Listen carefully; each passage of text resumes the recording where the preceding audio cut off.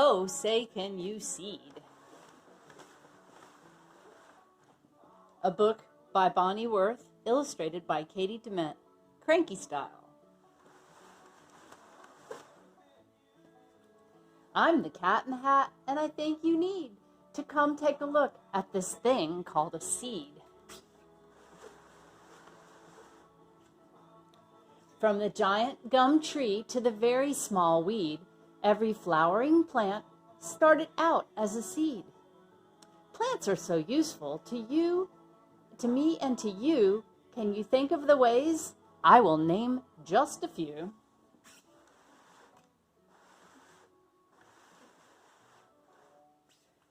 The paper from books and the cloth for your pants come from trees and from cotton. That's two kinds of plants.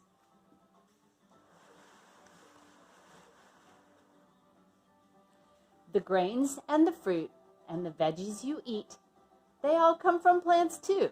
And here's something neat. In the deserts and woods and the rainforest thick, grow plants that make you feel well when you are sick. Yes, plants serve us well and fill so many needs. And flowering plants all started out as seeds. Just what is a seed, are you wondering? Maybe? Well, your seed, you might say a seed is a tiny plant baby. Like all seeds, a bean comes in 3 basic parts. Thing 1 and thing 2, bring on the charts.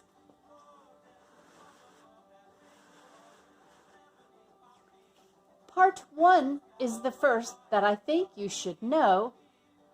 It's the part that's the baby.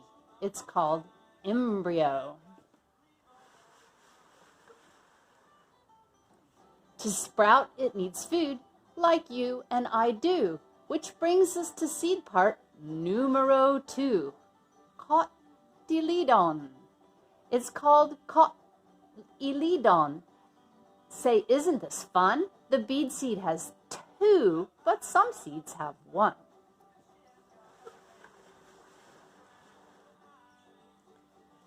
Last comes the third part that you need to know. It's the coat that protects our cute seed embryo.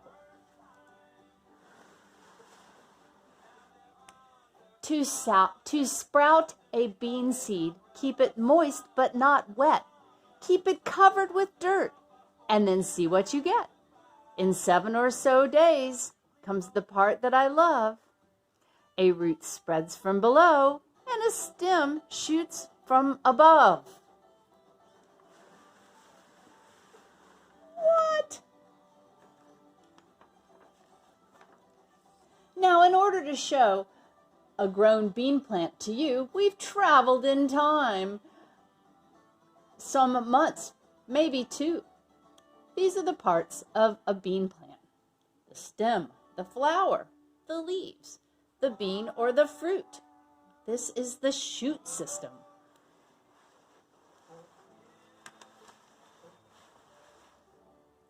To get a good look at roots underground, it is better to make like a mole, I have found. Roots anchor the plant and help it stand true. Roots suck up the water and minerals too. And roots keep the soil from washing away. That's pretty important now, wouldn't you say? So we've talked about roots and we've learned about them. Now it's time that you moved on up to the stem. The stem is a pipe through which water shoots. It's absorbed from the soil and passed up through the roots.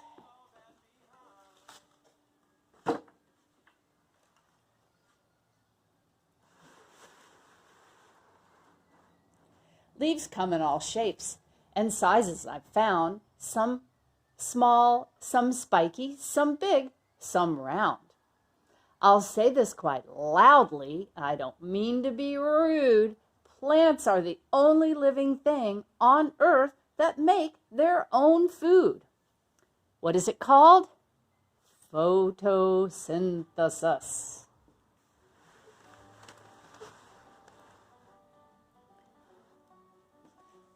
So the leaf takes in CO2 through stoma and pore. It works like a mouth. That's what it's for.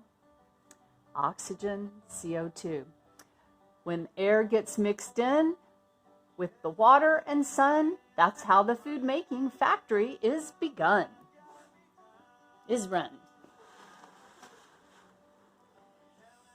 So here's a chart. I will share it with you. It shows the parts of a flower and all that they do. Pollen, petals, stamen, filaments, pollen tubes, oval, stigma, style, pistil. We'll look at flowers more later. In the piston are ovals. They're unfertilized seeds. The stamen holds pollen, which oval needs. An unfertilized oval will not ever grow, but pollen will fix that, and beads play a role. Bees make honey. To make honey, bees need to get the nectar from flowers. They fly and they gather that sweet stuff for hours. The pollen sticks onto their bodies and legs so much that it falls off and reaches the eggs.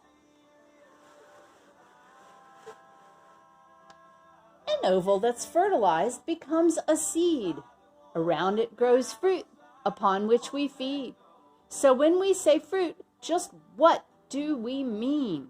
We mean olives and nuts and grains and plantains and tangerines and apples and oranges, pineapples too.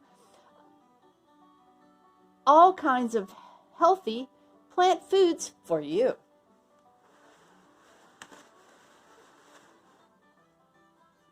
Not all plants give us seeds. Not all plants with seeds give us edible fruit. Some plants have seeds that look weird or look cute. Burr seeds are hitchhikers that ride on your clothes.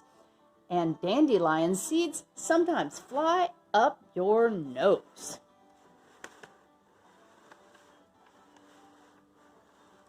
Some seeds come in pods that explode like a sneeze. Other seeds may have wings and can fly on a breeze. So whether they stick or they blow or they fly, seeds bring us life, and now you know why. That's all.